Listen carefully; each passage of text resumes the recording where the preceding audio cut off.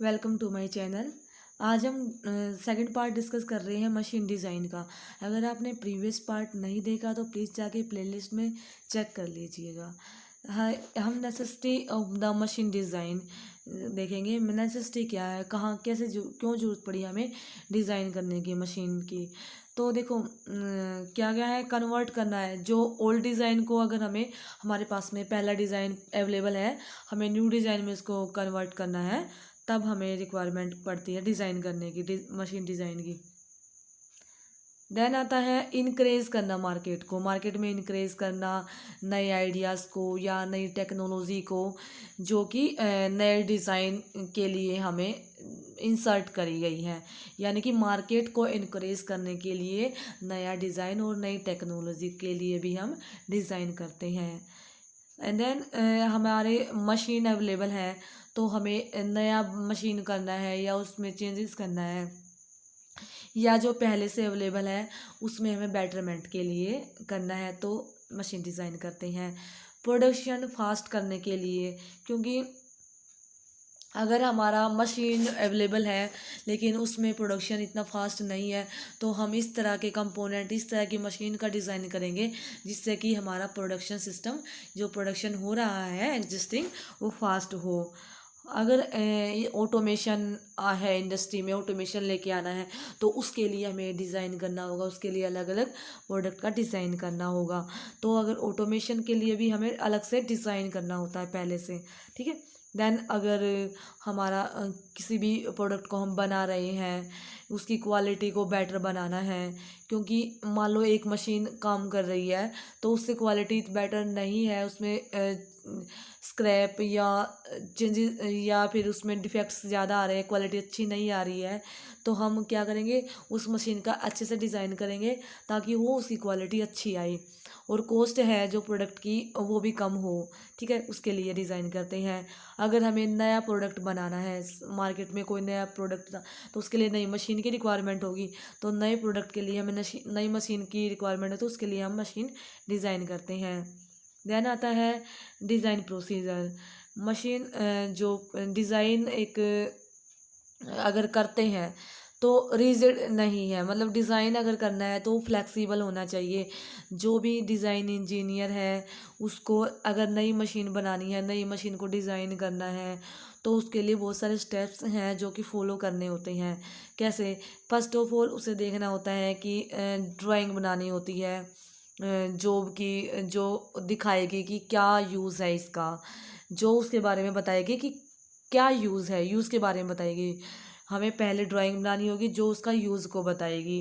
Then उसके बाद में हमें क्या करना होगा, रिटर्न स्टेटमेंट बनानी होगी। रिटर्न स्टेटमेंट क्या है, जो कि डिफाइन करेगी कंप्लीटली प्रॉब्लम क्या है, कहाँ प्रॉब्लम आ रही है, और पूरी अच्छी तरीके से करेगी, क्लियरली उसको डिफाइन करेगी। यानी कि उसको स्टेटमेंट को लिखेंगे कि कितना प्रॉब्लम है, कहाँ पे है, क्लियरली क्या इसमें जो डिज़ाइन अगर कर रहा है किस पर्पज़ के लिए कर रहे हैं, और क्या क्या इसमें कंसिड्रेशन हम कर सकते हैं उसके लिए, ठीक है। प्रॉपर एक रिटर्न स्टेटमेंट होगा। देन हमें सिलेक्ट करना होगा क्या मैकेनिज़्म है मशीन का, यानी कि क्या मैकेनिज़्म है, डिज़ायर्ड मोशन या किस मैकेनिज़्म से मोशन हो रहा है। मोशन के बारे में, मशीन का मोशन जो हो रहा है पार्ट्स का, वो किस तरीके से हो रहा है, उसके मैकेनिज़्म को भी हमें सेलेक्ट करना होगा। फिर उसके बाद में हमें डायग्राम बनाना होगा मैकेनिज़्म का सिंपल फॉर्म में।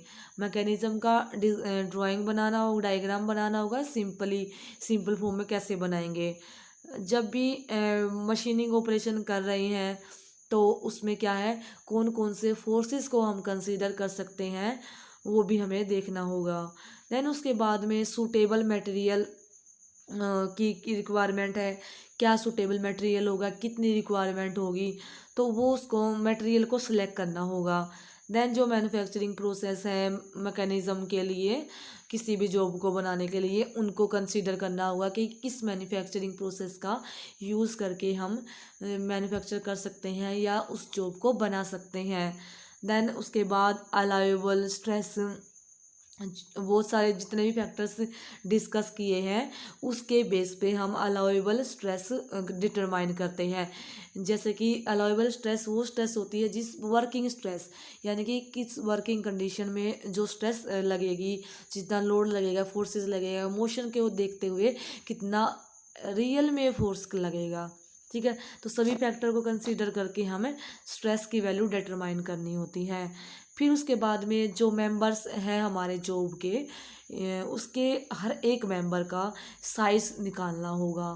फिर उसके बाद में हमें हर एक कंपोनेंट की जितना भी लगेगा उसकी ड्राइंग बनानी होगी।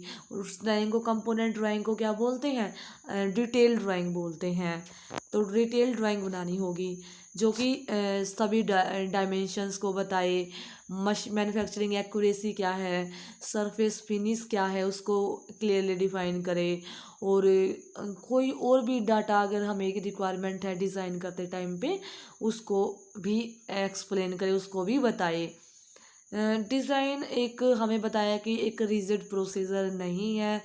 जो भी डिज़ाइन करते हैं मशीन डिज़ाइन, वो बिना अगर हमारे को पास्ट नॉलेज के या पास्ट एक्सपीरियंस के वो पॉसिबल नहीं है। हमें एक्सपीरियंस और नॉलेज की रिक्वायरमेंट होती है मशीन डिज़ाइन करते टाइम पे। और मशीन डिज़ाइन अगर कर रहे हैं तो डिज़ाइनर को नॉलेज होनी चाहिए स्टैटिक्स की knowledge, kinematics, dynamics and mechanical technology. Static का मतलब ये है कि जो हमारी मशीन है वो स्टैटिक कंडीशन में, उसमें फोर्सेस नहीं लग रही, यानी कि वो रेस्ट पे है। काइनेमैटिक्स में क्या है, मोशन में है बट फोर्स नहीं लग रही है। डायनामिक्स में क्या, मोशन भी है एंड फोर्सेस भी लग रहे हैं। और मैकेनिकल टेक्नोलॉजी, तो इसके बारे में प्रॉपर नॉलेज होनी चाहिए। और फैक्चुअल नॉलेज और एक्सपीरियंस को कंबाइन करके डिज़ाइनर की स्किल को क्या करता है, एक डिज़ाइनर की अपनी स्किल को कंबाइन करके एक नया डिज़ाइन बनाता है। और डिज़ाइनर की स्किल कौन कौन सी होनी चाहिए, अच्छा डिज़ाइनर के पास में जैसे कि डिसीजन मेकिंग स्किल होनी चाहिए, कि उसकी एबिलिटी होनी है कि किस तरह से डिसीजन को, अपना जो भी डिसीजन लिया है उसको प्रमोट करना और किस तरीके से डिसीजन लेना। देन इंजीनियरिंग एनालिसिस, उसके पास एबिलिटी होनी चाहिए कि किसी भी कंपोनेंट का हाउ एनालिसिस अच्छे से कर सके and engineering point of view से।